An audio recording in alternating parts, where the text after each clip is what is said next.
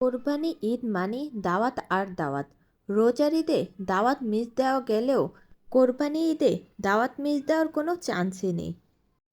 আজকে ছিল মেজো মামার বাসায় দাওয়াত। মেজো মামার বাসায় দাওয়াতে কি কি খেলাম সেটা নিয়েই থাকছে আজকের ভিডিওটা।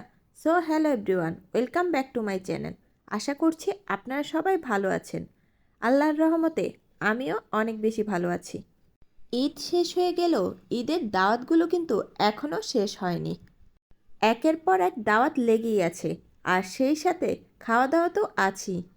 সাধারণত দেখা যায় কোরবানি ঈদের দাওয়াতেই আমরা পরিবারের সবাই একসাথে একত্রিত হয়।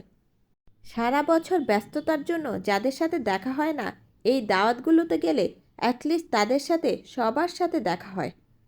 বলা যেতে পারে দাওয়াতগুলো হলো পরিবারের সকলের মিলন মেলা। আর দাওয়াতে তো খাওয়া দাওয়া থাকতেই হবে।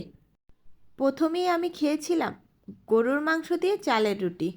চালের রুটি বরাবরই আমার অনেক বেশি পছন্দ, সেটাও আবার গরুর মাংস দিয়ে।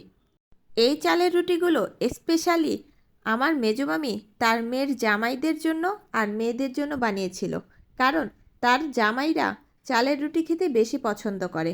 তাই মামি নিজের হাতে এই চালের রুটিগুলো বানিয়েছিল, আর গরুর মাংসের সাথে এই চালের রুটিটা খেতে খুবই মজা লাগছিল। তারপর আমি নিয়ে নিলাম পোলাও। পোলাওর সাথে সবজি সবসময় আমার অনেক বেশি পছন্দের, তাই সবজি দিয়ে পোলাওটা খেয়েছিলাম। তারপর খেয়েছিলাম রোস্ট। আমাদের ভাই বোনদের পোলাওর সাথে রোস্ট অনেক বেশি পছন্দ, তাই যে কোনো দাওয়াতে পোলাওর সাথে আমাদের রোস্ট থাকতেই হবে। পোলাওর সাথে রোস্ট না হলে আমাদের চলেই না। রুটি আর গরুর মাংস খেয়ে আমার পেট ভরে গিয়েছিল, তাই পোলাওর সাথে রোস্টটা খেয়ে আমি উঠে গিয়েছিলাম। আর তেমন একটা কিছুই আমি খাইনি। আরও অনেক আইটেম ছিল, কিন্তু আমি কিছুই ট্রাই করিনি।